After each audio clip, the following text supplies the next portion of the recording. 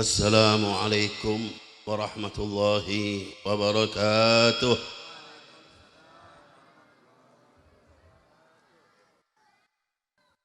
الحمد لله الحمد لله شارح الصدور وميسر الأمور ودافع الشرور، والصلاة والسلام على معدن الفضل والنور سيدنا وحبيبنا وشفيعنا وعظيمنا ومولانا محمد بدر البدور، وعلى آله وصحبه ومن تبعه إلى يوم النشور. اللهم فصل وسلم على سيدنا محمد صلاة تملأ خزائن الله نورا وتكون لنا وللمؤمنين فرجا وفرحا وسرورا، وعلى آله وصحبه وبارك وسلم. قال الله سبحانه وتعالى في كتابه العزيز: وإذ أخذ الله ميثاق النبيين لما آتيتكم من كتاب وحكمة ثم جاءكم رسول مصدق لما معكم لتؤمنن به ولتنصرنه قال أقررتم وأخذتم على ذلكم إصري قالوا أقررنا قال فاشهدوا وأنا معكم من الشاهدين. وقال نبينا محمد صلى الله عليه وسلم فيما رواه سلمان الفارسي رضي الله عنه قال: جاء جبريل إلى النبي صلى الله عليه وسلم فقال: يا محمد إن ربك يقول لك إن كنت اتخذت إبراهيم خليلا فقد اتخذتك حبيبا وما خلقت الخلق أكرم علي منك ولقد خلقت الدنيا وأهلها ليعرفهم كرامتك ومنزلتك عندي ولولاك ما خلقت الدنيا. معاشر الحبائب الkiram, para habaib yang hadir bersama kita pada malam hari ini, Al-Habib Haidar Ba'agil dan juga putra-putra Al-Habib Idrus bin Hussein, Al-Habib Ahmad, Al-Habib Umar, juga sahibul majlis Al-Habib Salim bin Abdullah bin Hussein Al-Attas, juga para habaib yang lainnya. Semoga insyaAllah berkah para habaib Allah selalu limpahkan rahmatnya bagi kita sekalian. Semoga Allah lindungi mereka, Allah panjangkan umur mereka dalam sehat dan afiat, dalam taat dan taqwa. Ahlan wa sahlan Habib Abdullah. Dan juga terutama orang tua kita Al-Habib Abdullah bin Hussein Al-Attas. Ahlan wa sahlan.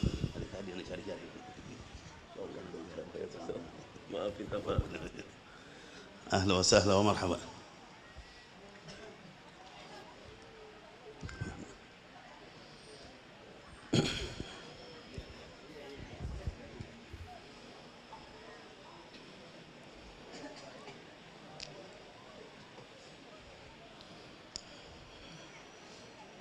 Terutama juga Al-Habib Salim bin Abdullah, dan alhamdulillah orang tua beliau juga hadir bersama kita, Al-Habib Abdullah bin Hussein Al-Attas, hafizahumullah ra'ahum.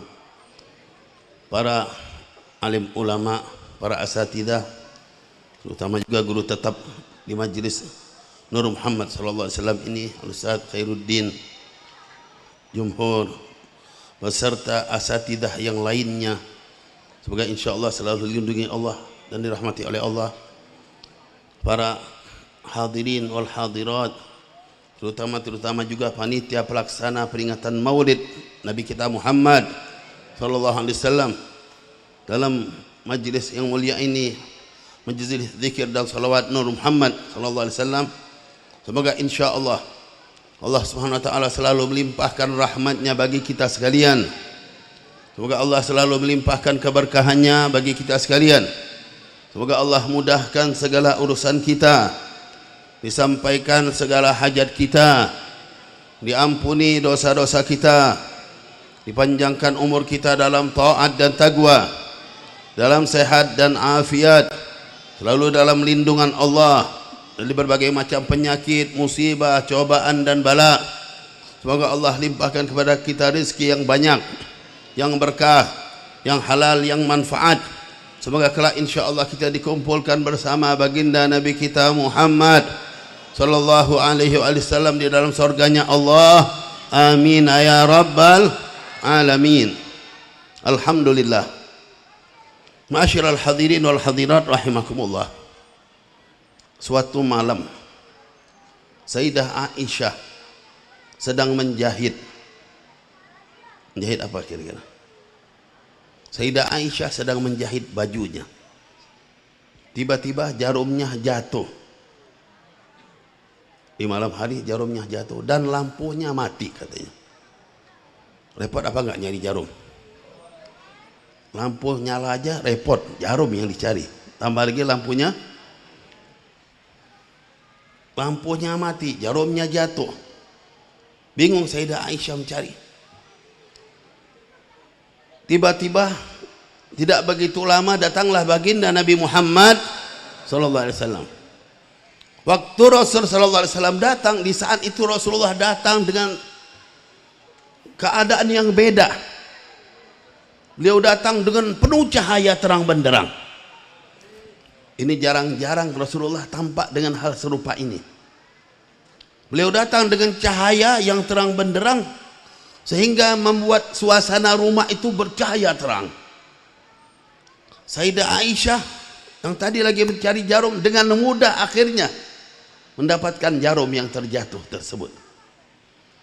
Beliau terkagum-kagum sambil mengucapkan ma'adwa wajhaka ya Rasulullah. Alangkah bercahayanya wajahmu ya Rasulullah. Alangkah terangnya wajahmu ya Rasulullah. Rasulullah menjelaskan, wailun liman la yarani yaumal qiyamah. Neraka wail bagi orang yang tidak melihat aku di hari kiamat. Masya Allah. Rasulullah memperingatkan wailun, neraka wail bagi siapa? Liman la yarani yaumal qiyamah. Bagi orang yang tidak melihat aku di hari kiamat. Begitu wajah yang indah, penuh dengan cahaya terang benderang, dapat dipandang dari jarak begitu jauhnya, tapi masih ada orang-orang yang tidak melihat. Wailun liman la yarani yaumal qiyamah. Neraka wail bagi orang yang tidak memandang wajahku di hari kiamat. Sayyidah Aisyah bertanya, wa man la yaraka yaumal qiyamah ya Rasulullah? Siapa yang tidak melihat wajahmu di hari kiamat ya Rasulullah? Rasulullah mengulangi lagi, wailun liman la yarani yaumal qiyamah. Neraka wail bagi orang yang tidak melihat aku di hari kiamat. Ma'asyiral hadirin rahimakumullah. Sayyidah Aisyah tetap kepengen tahu siapa yang tidak melihat wajah yang begitu indah, begitu terang, penuh cahaya di hari kiamat nanti. Rasul akhirnya menjelaskan, man idza dzukirtu indahu falam yusalli alaihi. Orang yang bila namaku disebut dia tidak bersolawat kepada aku. Allahumma salli wa sallim. Nama Nabi Muhammad sallallahu alaihi wasallam. Kalau disebut kita tidak salawat, orang yang tidak bersalawat mendapat ancaman dari Nabi Muhammad sallallahu alaihi wasallam. Al-bakhil man idza dzukirtu indahu falam yusalli alaihi. Orang yang pelit, yang bakhil, kalau namaku disebut dia tidak bersolawat kepadaku. Ma'asyiral hadirin wal hadirat rahimakumullah. Kita berkumpul dalam majlis yang mulia ini, majlis zikir, majlis salawat. Untuk apa? Untuk menghubungkan diri kita dengan baginda Nabi Muhammad sallallahu alaihi wasallam. Inilah yang dilakukan para ulama kita, para habaib kita, para asraf kita. Tidak ada lain tujuan majlis ini biar kita punya hubungan dan ikatan dengan Nabi Muhammad sallallahu alaihi wasallam. Wa'lamu anna fikum Rasulullah. Allah yang menjelaskan, pada kalian itu ada Rasulullah. Kenali, pelajari, ketahui, pada kalian ada Rasulullah. Ma'asyiral hadirin rahimakumullah. Berapa banyak waktu berlalu, hari-hari yang kita lewati, kita lupa sama Nabi Muhammad sallallahu alaihi wasallam. Kita disibukkan oleh berbagai macam kesibukan. Tidak terbayangkan oleh kita Nabi kita Muhammad sallallahu alaihi wasallam. Sedangkan Nabi kita Muhammad selalu membayangkan kita dan memperhatikan kita. Apapun yang kita lakukan beliau tahu, beliau menyaksikan, beliau mempedulikan. Wa qul i'malu fasayarallahu amalakum wa rasuluh. Allah nyatakan berbuatlah, beramallah, fasayarallahu amalakum wa rasuluh. Allah dan Rasul akan melihat apa yang kalian lakukan. Yang kita perbuat dilihat oleh Nabi Muhammad. Beliau tahu apa yang kita lakukan. Ma'asyiral hadirin rahimakumullah. Beliau peduli. Tidak ada sesuatu yang luput dari beliau, melainkan Allah kasih tahu dan sampaikan kepada baginda Nabi kita Muhammad sallallahu alaihi wasallam.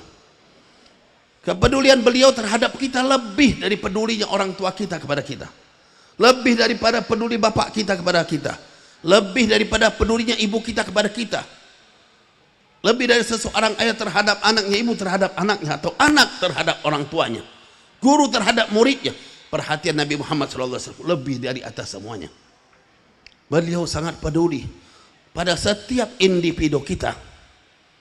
Ketika kita memiliki hubungan dan kontak kepada beliau, sekecil apapun, ketika kita mengucapkan salam kepada beliau, assalamu alayka ayyuhan nabi wa rahmatullahi wa barakatuh, beliau tahu, beliau memahami siapa yang mengucapkan salam tersebut, dari mana kalimat tersebut dikumandangkan, dari mulut siapa yang mengeluarkan kata-kata itu.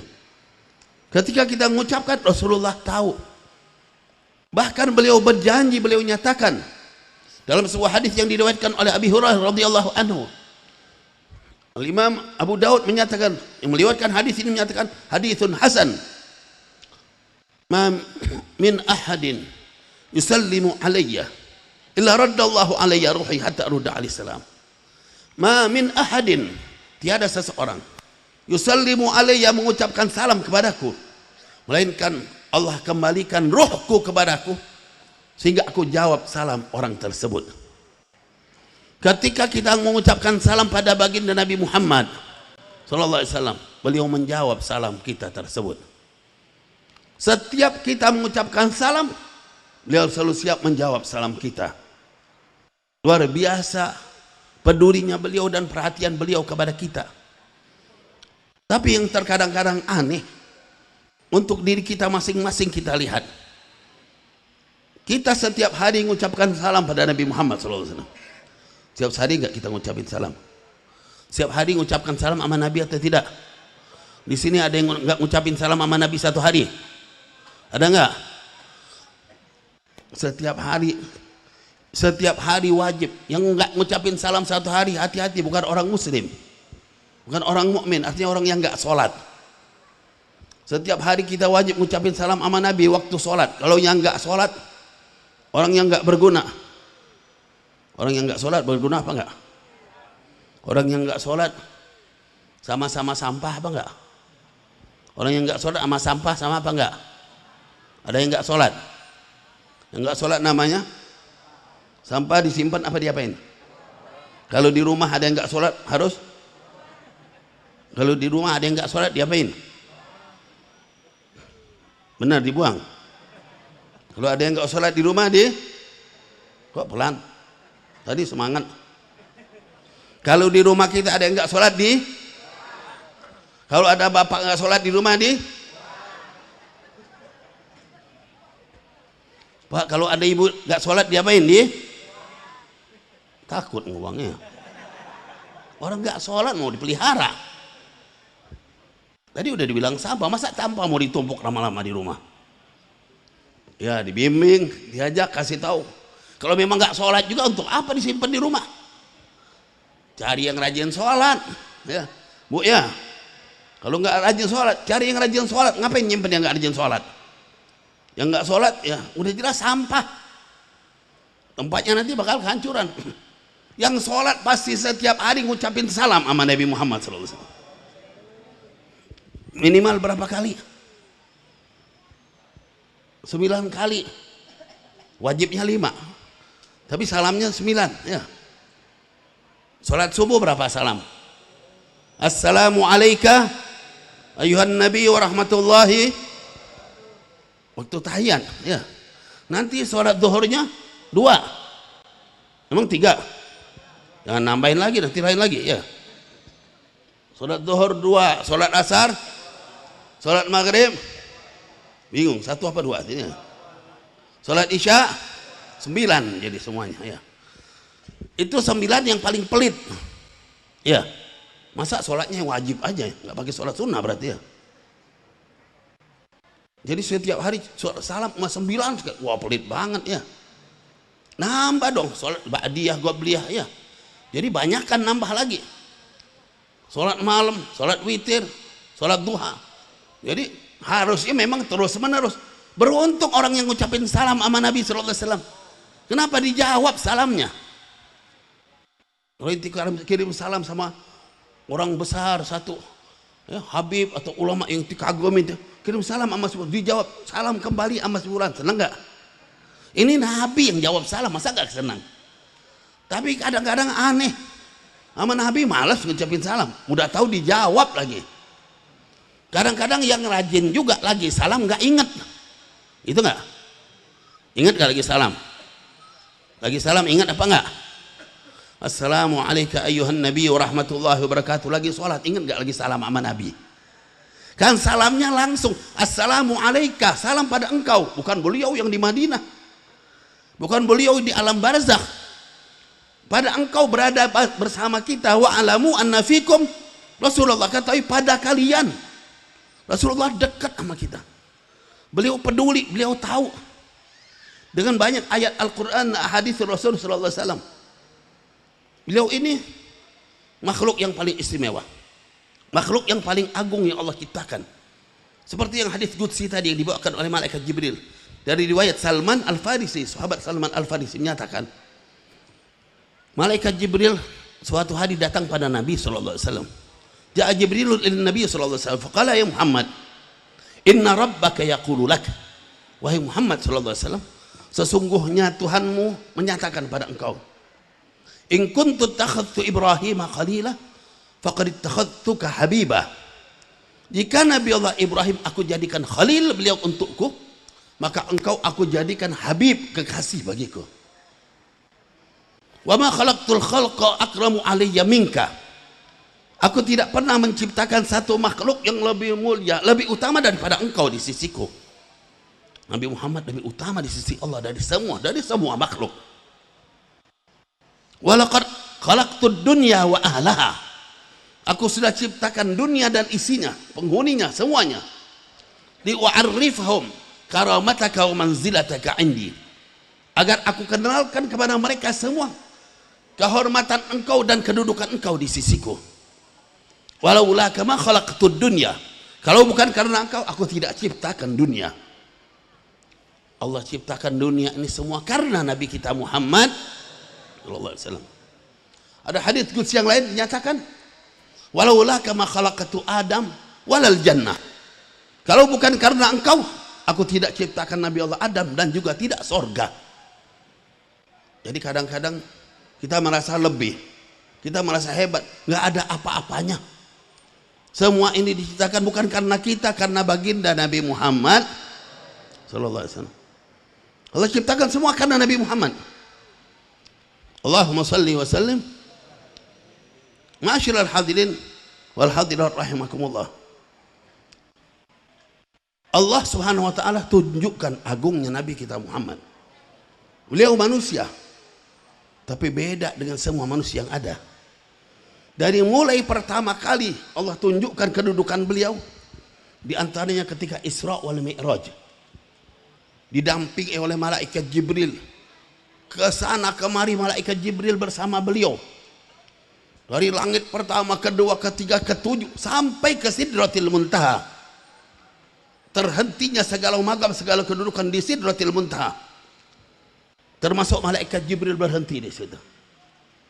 Tapi Nabi kita Muhammad SAW disuruh jalan terus. Sudah terhenti semua makam, tapi Nabi Muhammad disuruh naik terus. Taqaddam ya Muhammad.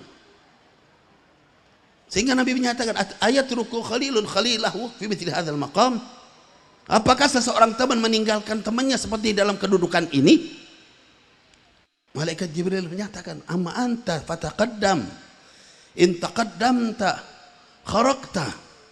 Kalau engkau maju terus, kalau engkau maju akan tembus terus, lewat terus. Wa inni in taqaddamtu ihtaraqtu. Kalau aku maju, aku akan terbakar oleh cahaya. Malaikat Jibril tidak mampu maju lagi. Ini dari awal perjalanan. Rasulullah masih di kota Mekah. Sudah dapat kedudukan yang begitu tingginya, luar biasa, sehingga mencapai kedudukan di atas kedudukan termasuk para malaikat, pimpinan malaikat sekalipun. Malaikat Jibril alaihissalam berhenti, tapi Nabi Muhammad disuruh naik terus. Sallu ala Nabi. Dan demikian terus beliau turun, sudah dapat kedudukan yang begitu tingginya. Sorga dilihat, semua udah tahu kedudukan yang paling tinggi. Bertemu langsung pada Allah, kedudukan apa lagi yang dicari? Semuanya sudah beliau dapat. Ini baru perjalanan pertama, masih banyak lagi perjalanan beliau. Tapi beliau rela dari satu kedudukan yang begitu tinggi turun lagi ke muka bumi ini. Ke muka bumi, tempatnya kotor apa? Bumi kotor apa enggak? Kalau langit bersih apa enggak? Ada orang maling di langit, ada koruptor, rentenir yang ninggalin sholat. Malaikat sujud, sholat terus, ibadah terus. Ya. Di langit itu penuh yang mengabdi sama Allah. Ada yang suka bohong? Nggak ada. Yang suka bohong di mana? Hah? Dasar baris? Benar. Di bumi ya. Ya di mana aja di bumi, di sana sini, masya Allah. Kadang-kadang di rumah tangga kita ada juga yang tukang bohong ya. Masya Allah. Di langit nggak ada. Nabi, setiap nabi ambiya nggak pernah bohong. Tambah lagi Nabi Muhammad sallallahu alaihi wasallam. Nabi Muhammad nggak pernah bohong satu kali pun dalam hidupnya, nggak pernah bohong. Satu kali aja nggak pernah bohong. Kalau kita sehari berapa kali? Hampir semuanya pernah kena bohong ya. Ya, pernah ngebohongin anak nggak? Ngebohongin bini pernah ngebohongin bini? Ngebohongin suami pernah Pak Bu? Pernah ngaku tuh, masya Allah jujur ya. Bukan hanya bini, suami. Kalau udah suami, bini bohongin semua, anak jadi anak tukang apa? Siapa yang bikin anaknya kayak gitu? Kadang-kadang ternak di rumah juga dibohongin ya. Ya, hewan di rumah udah pernah kebohongin belum? Kucing pernah dibohongin nggak? Pernah ngebohongin kucing apa enggak? Udah kebiasaan, sampai kucing aja dibohongin ya. Dipanggil depan pintu, ditutup pintunya ya. Bohongin itu namanya, sama juga ya. Dulu Imam Al-Bukhari pernah berangkat dari negerinya menuju seseorang yang katanya punya satu hadis, cuma satu hadis saja dikejar. 40 hari perjalanannya untuk ngambil satu hadis, jalan jauh sampai 40 hari perginya aja, balik nanti gitu juga. Datang sampai ketemu orang yang dinilai membawa hadis, yang punya hadis itu didatangin, dicari, ketemu rumahnya sekali, ditunjuk di mana, lagi di sore hari dia di tempat gembala kambingnya. Akhirnya Imam Bukhari pergi ke situ. Sampai di tempat itu tiba-tiba dilihat sang alim itu lagi menebarkan serbannya yang warna hijau. Lagi menebarkan serban yang warna hijau.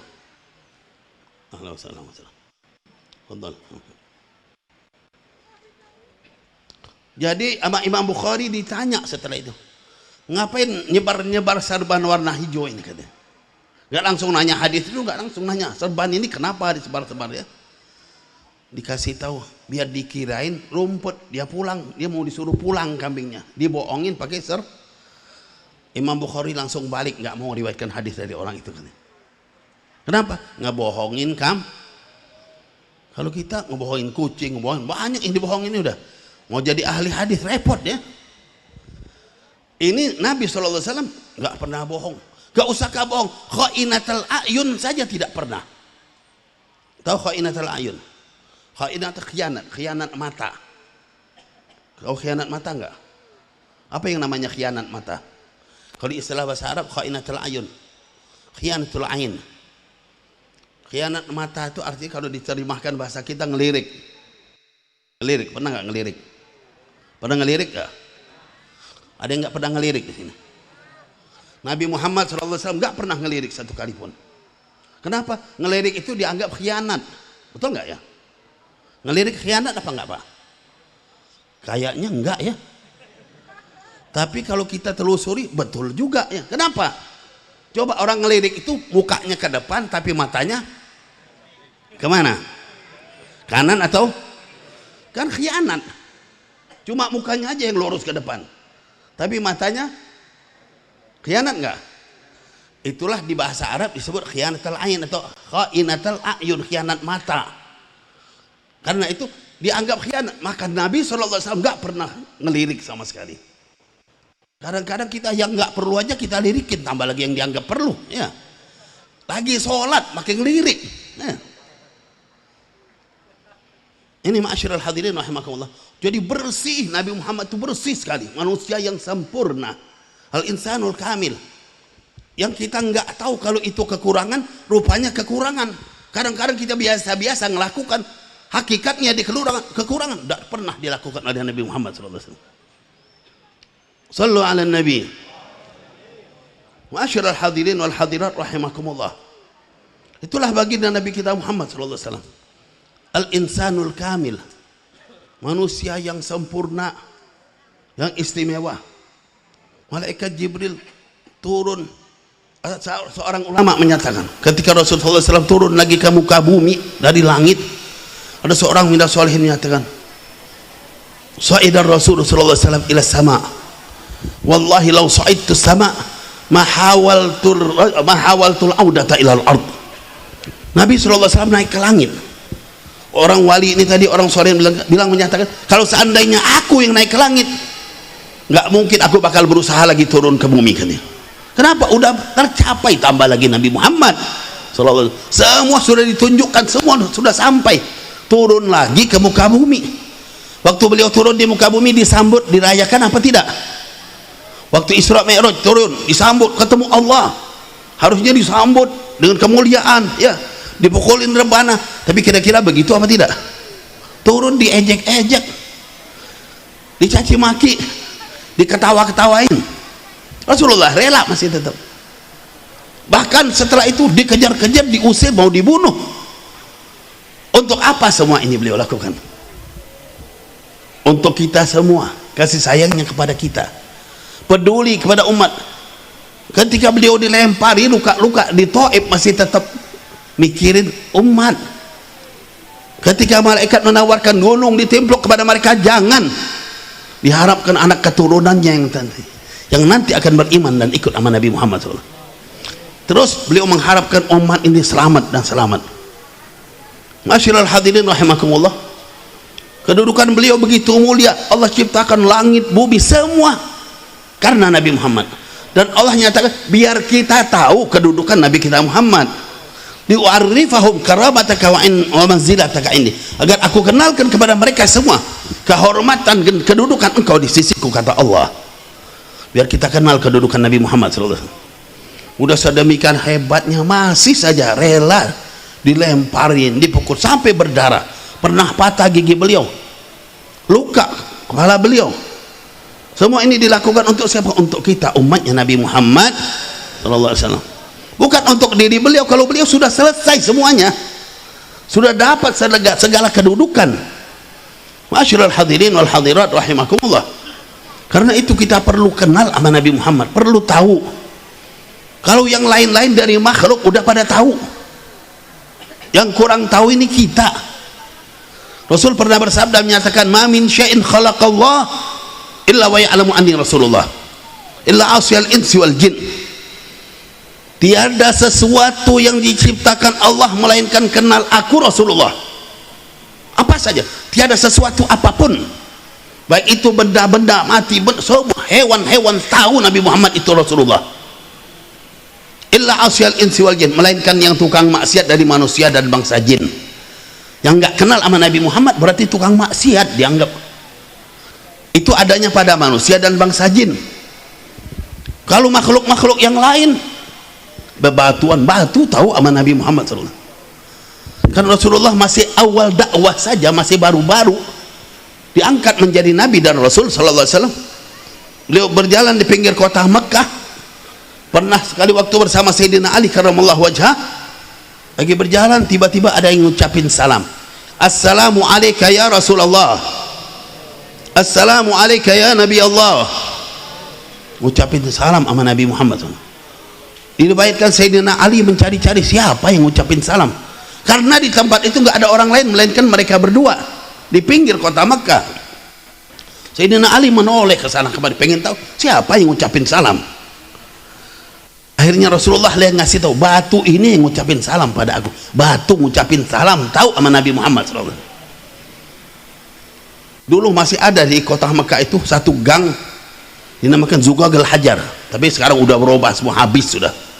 Dulu masih ada gang ditulis Zuqaqul Hajar, gang batu. Maksudnya gang batu apa? Batu yang pernah ngucapin salam sama Nabi SAW. Tapi sekarang udah berubah semua kota Mekah, sampai nggak tahu lagi di mana posisinya dahulu. Dia dekat-dekat dengan Syekh Abi Thalib.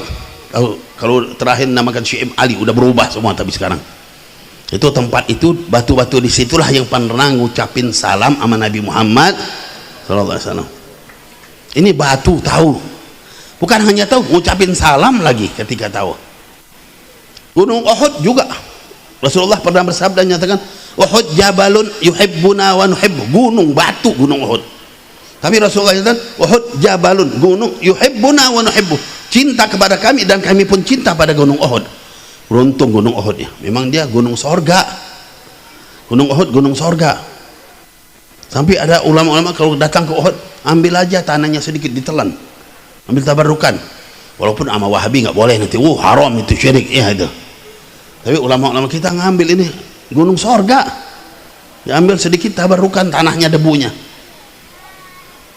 Masyiral hadirin rahimakumullah, diriwayatkan suatu hari Rasulullah SAW naik ke gunung Uhud bersama Sayyidina Abu Bakar, Sayyidina Umar, Sayyidina Uthman radhiyallahu anhum. Sampai di atas, tiba-tiba gunung Uhud itu bergoyang-goyang. Bahaya nggak kalau gunung bergoyang? Bahaya ya. Jadi ditanya, kenapa gunung bergoyang? Rasulullah lagi di atas, senang katanya, gunungnya senang. Repot namanya gunung senang goyang-goyang ya. Ada gunung di Bogor senang goyang-goyang, kita yang bingung kita yang ada di sini ya. Ngapain nanti senang goyang-goyangin kita ya? Jadi gunung Uhud itu bergerak. Sampai Rasulullah SAW tegur, uskun Uhud. Dia Rasulullah tahu dia senang, tapi kan bahaya untuk Rasul dan yang dia ada. Enak aja itu senang, tapi kita yang jadi masalah nanti ya. Ditegur oleh Rasul, uskun Uhud, fa inna fawqaka nabi wa siddiq wa syahidain. Tenang kamu Uhud, di atasmu ada Nabi, ada Sayyidina Abu Bakar Siddiq, ada dua orang yang syahid, Sayyidina Umar dan Sayyidina Uthman, yang keduanya setelah itu mati syahid semua. Baru tenang gunung Uhud ketika itu, baru nyadar kayaknya. Tapi intinya gunung Uhud itu cinta sama Nabi Muhammad SAW.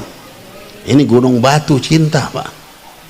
Banyak gambaran tentang benda-benda mati tapi cinta sama Nabi SAW. Potongan pohon korma yang dimakan jidid nakhl. Cerita ini masyhur, ma'ruf, hadisnya kuat. Waktu Rasulullah dibikinkan mimbar yang baru di kota Madinah, di Masjid Nabawi. Rasulullah pindah pada mimbar yang baru mau mulai khutbah, tiba-tiba satu masjid mendengar rintihan tangisan. Semuanya pada bingung, mencari-cari siapa yang nangis ya, suara apa yang nangis ini, rintihan. Semuanya pada mendengar, kagum, orang satu masjid pada bengong mencari-cari suara apa yang nangis. Sehingga Rasulullah SAW turun. Rasulullah dulu sebelum dibikinin mimbar, kalau berpidato di situ ada potongan pohon korma, potongan pohon udah mati, nggak ada apa-apanya lagi, dipakai oleh Rasulullah SAW untuk bersandar, untuk pegangan kalau berkhutbah. Waktu Rasulullah pindah, nangis dia. Rasulullah turun, sama Rasulullah dipeluk, lalu diajak ngomong. Bisa yang ngomong ya, Rasulullah bisa ngomong sama apa aja. Batu tadi ngucapin salam sama Rasul, diajak ngomong.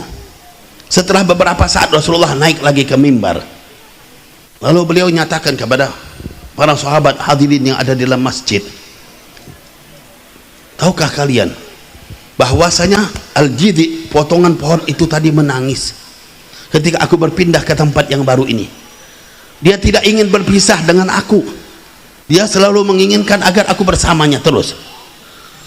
Akhirnya aku tawarkan salah satu dari dua pilihan.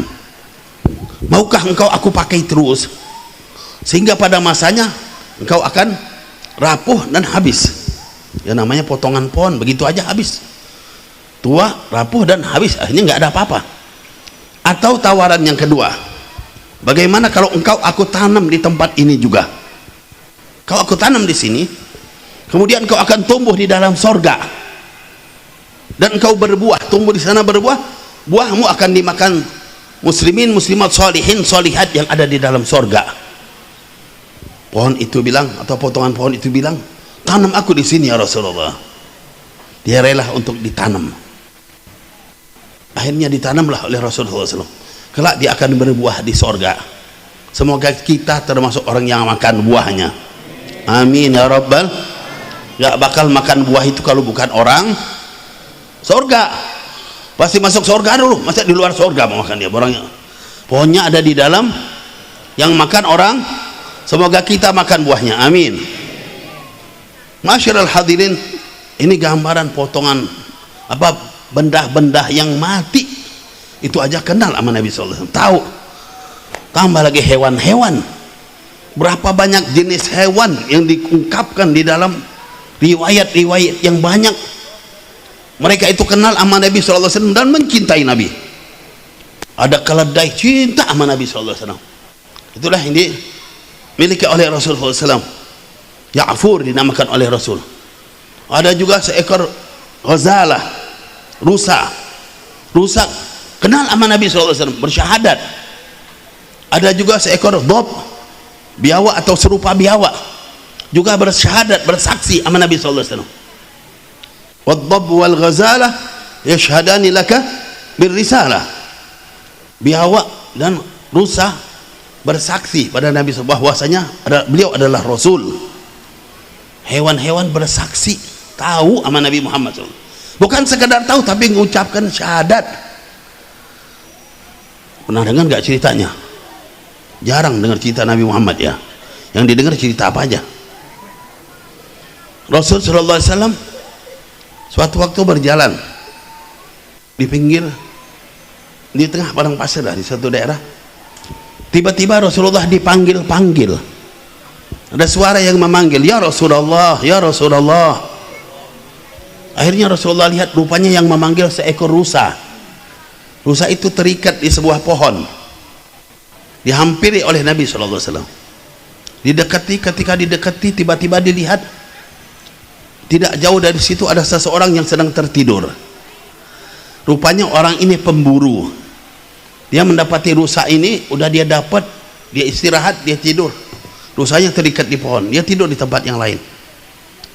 Akhirnya Rasulullah SAW tanya kepada rusa ini, kenapa kamu memanggil-manggil saya? Rusa ini menjawab, ya Rasulullah, aku sedang mencari makan. Aku memiliki 2 ekor anak di belakang bukit itu. Tiba-tiba aku didapati oleh si pemburu ini, lalu aku diikat. Ya Rasulullah, aku belum sempat menyusui kedua anakku ya Rasulullah. Izinkan untuk aku menyusui anakku sebentar. Lepaskan aku, izinkan menyusui anakku. Nanti setelah itu aku akan balik lagi ke mandi ya Rasulullah. Kata Rasulullah, engkau berjanji seperti itu?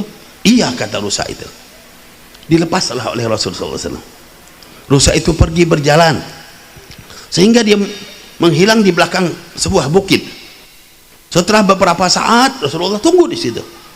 Tiba-tiba si rusa datang lagi kembali pada Rasulullah SAW.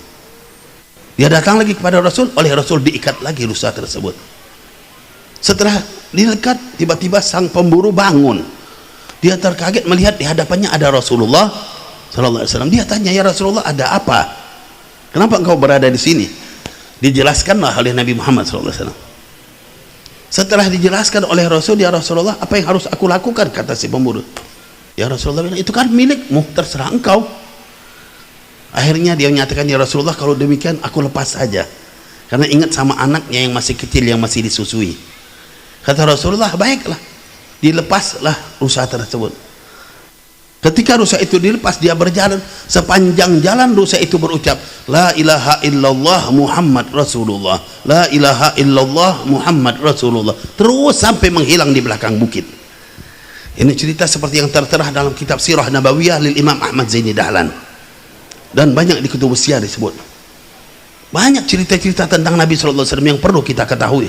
Tujuannya apa? Biar kita cinta sama Nabi Muhammad, biar kita tahu, biar yang diidolakan itu beliau. Kalau cerita tentang Bob biawak gitu juga. Rasul SAW lagi berjalan bersama para sahabat. Suatu waktu Rasulullah berhenti di satu tempat, mereka beristirahat. Lagi sedang beristirahat, tiba-tiba ada seseorang Badui, orang daerah Badui. Dia baru saja berburu seekor dhab, hewan yang masih hidup, dia bawa, dia ikat.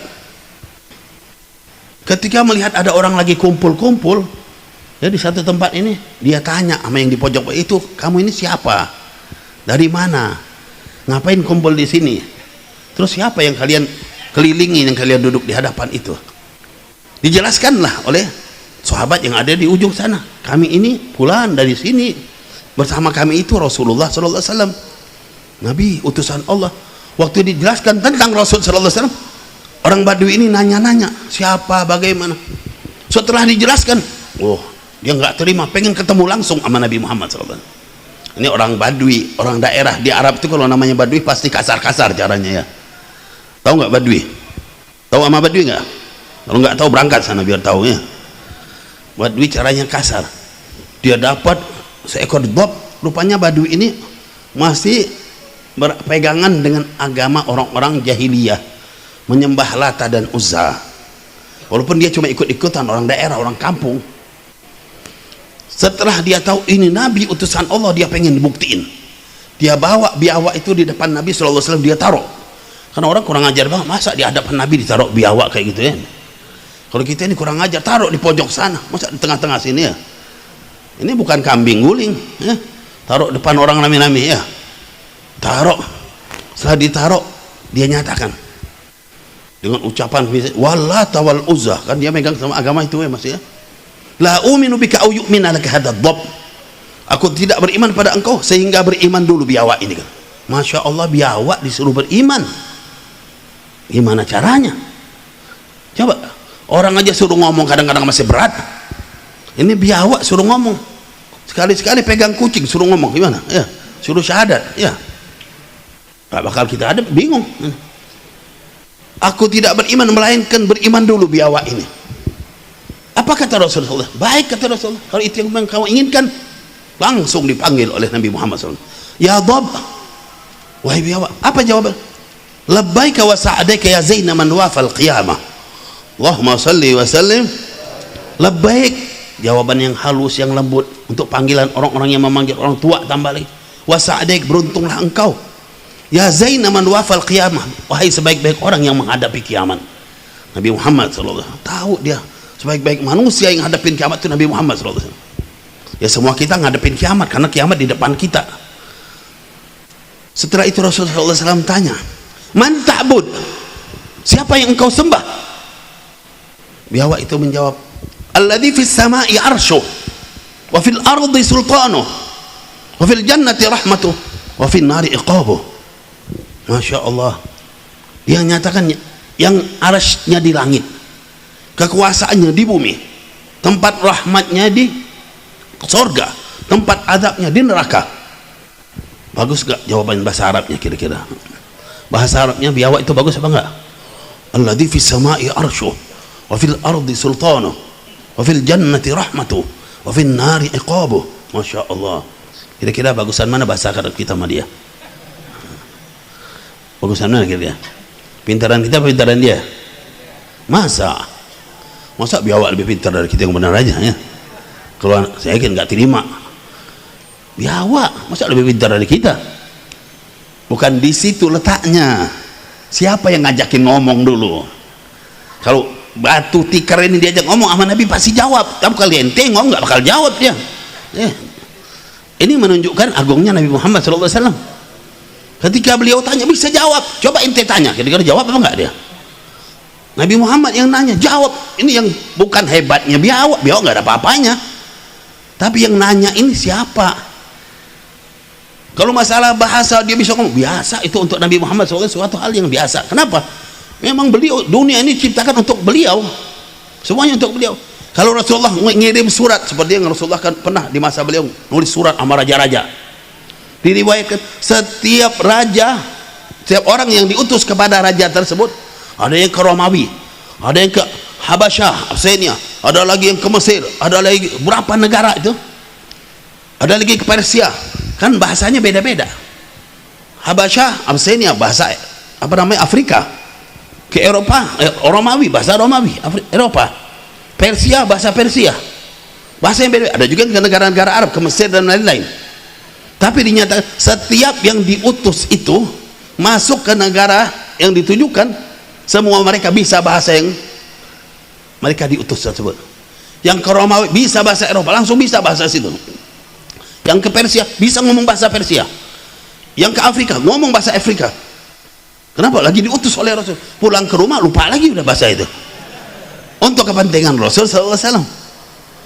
Jadi bisanya waktu ke sana aja, balik lagi untuk apa lagi di bahasa itu ya. Itu yang paling penting kan. Kita nggak bisa bahasa Inggris, tapi kalau lagi keluar kan bisa bahasa Inggris, enak banget kan. Kalau sampai ke sana nggak bisa juga, itu sumpah orangnya.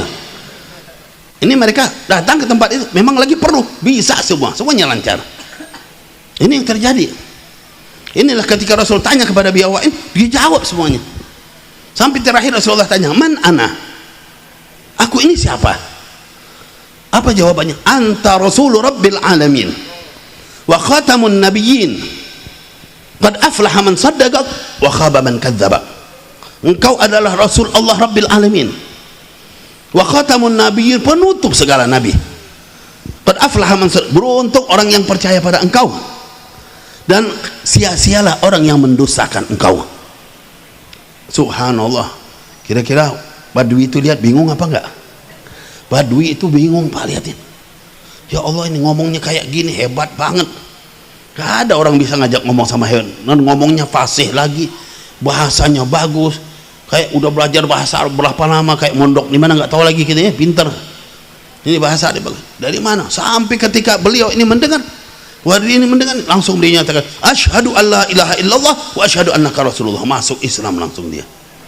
Seketika itu beliau masuk Islam. Setelah masuk Islam, Wadi ini ngomong, i'dhanni an asjuda laka ya Rasulullah.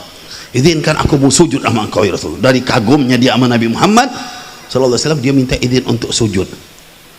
Diizinkan apa enggak kira-kira?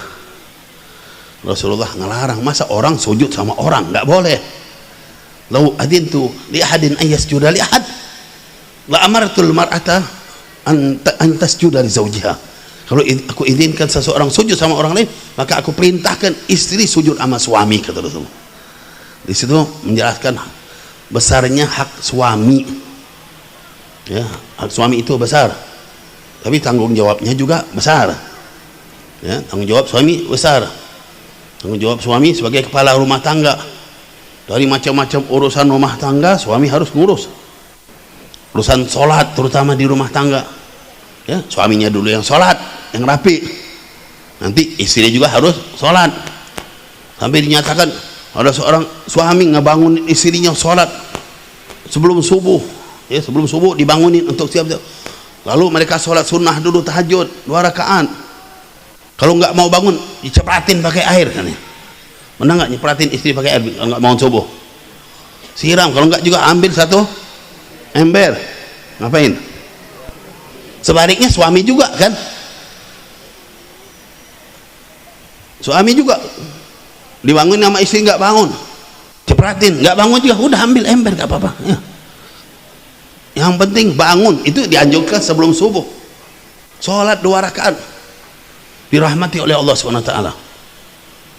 Masyiral hadirin, yang sholatnya urusan macam-macam di rumah tangga, carikan rezeki yang halal, yang berkah. Kalau kita lihat, kenapa banyak orang kayak baik-baik tapi perbuatannya nggak benar terus, ya kayak baik, ngomongnya baik tapi perbuatannya nggak benar. Coba lihat koreksi masalah makanannya. Kalau makan yang haram pasti ngajak haram terus, walaupun ngomongnya benar-benar. Man akal haram asad jawarihu sya'am abah. Siapa makan haram, anggota tubuhnya maksiat terus, dia mau ataupun enggak. Waman akalal haram ata'at jawarihu sya'am abah. Siapa makan halal, anggota tubuhnya ngajak baik terus, ngajak taat terus, dia mau ataupun enggak mau. Jadi kalau kita lihat orang kayaknya baik tapi nyakitin hati umat Islam terus. Jangan heran, ada tahu isyaratnya sudah Rasulullah udah ngomong baik, kalau ngomong pura-pura baik, dia bilang tapi pura-pura karena perbuatannya bertentangan, nunjukin dia orang Islam, dia patuh sama Islam, tapi perilakunya terhadap Islam aneh-aneh. Ini apa? Kebanyakan makan haram. Yang banyak makan haram, dirinya akan dibawa oleh haram itu kepada hal-hal yang haram juga. Jadi kalau kita berat ibadat, kenapa? Coba periksa makanannya. Ibawiyat, rentenir dimakan ini hancurin kita. Harus bersih dari bunga, dari sebawanya. Itu bukan makanan kita, makanan yang halal banyak. Karena itu kalau udah biasa makan yang haram sama yang haram lain lagi nanti mudah. Ini barang punya orang, nggak apa-apa, jadi biasa.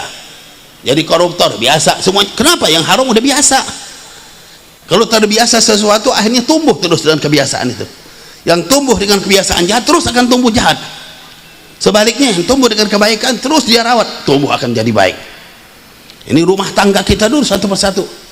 Demikian juga istri memperhatikan keluarganya, anak-anaknya dijaga. Kalau kita lihat orang-orang dahulu punya anak keluarga soleh hebat, dijaga banget. Sampai makanan yang haram itu takut. Al-Imamul Haramain itu dinyatakan itu masih bayi.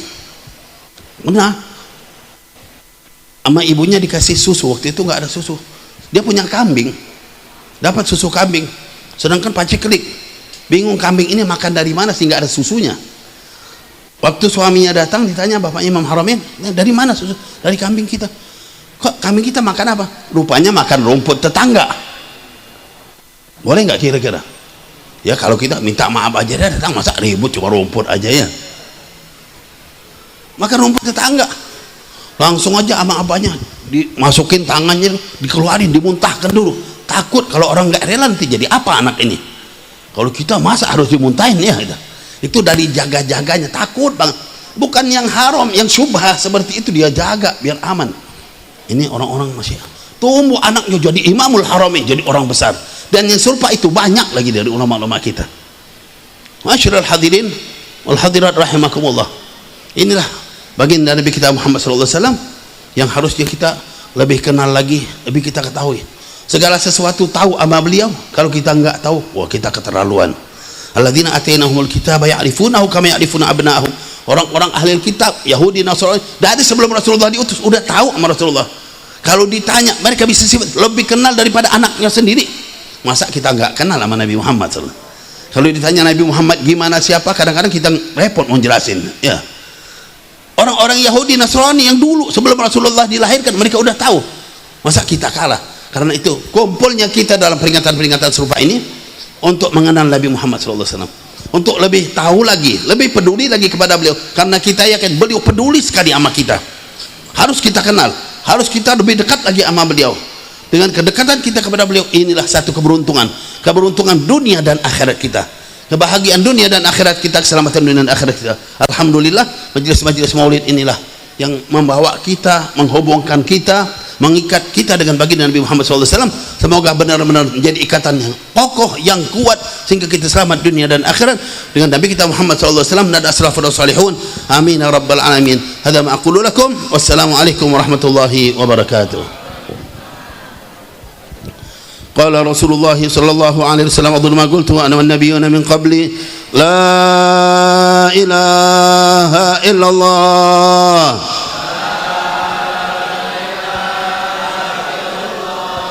لا إله إلا الله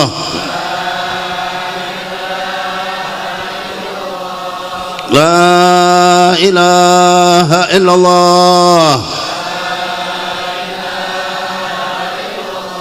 محمد رسول الله صلى الله عليه وآله وسلم متحقين عليها نحيا وعنها ومثلثنا فاذل القبول الإقبال صلاح الأحوال بلغ الأعمال إن الله يفرد الذنوب ويسر الله ويشيل الكروب نور القلوب يبلغ المطلوب جه النبي المحبوب ويحفظنا من الفتن ما ظهر منها وما بطن ويقضي حاجتنا وقاسرنا دنيوية وأخروية ويبارك فينا وفي أولادنا وأحبابنا ومن معنا وأن الله يرزقنا وإياهم رعاية خاصة وعناية خاصة وأنا خاصة ورزقنا التقوى والسقى ورزقنا التيسير والحسن وأن الله ينصر الإسلام والمسلمين ويهلك أعداء الدين والله يحيينا على محبة حبيبنا العظيم محمد صلى الله عليه وسلم ويستعملنا على سنته وتوفانا على ملته ويحشرنا في زورته واجعلنا من رفقائه ويردنا حوضه ويسقينا بشريفه ويجمعنا به في الدنيا قبل الآخرة يضيقة وناما دائما ثميرا وأن الله يبارك في أمنا الحبيب عبد الرحمن بن شيئا أن الله يطول المرأة الخلوة وعافية ويرزق صحة تامة كاملة شاملة عافية وأن الله يبارك أن الله ينفعنا ببركاته وبأسراره وعلى كل نية صالح ونسينا وحسن إلى حضرة النبي محمد الفاتحة.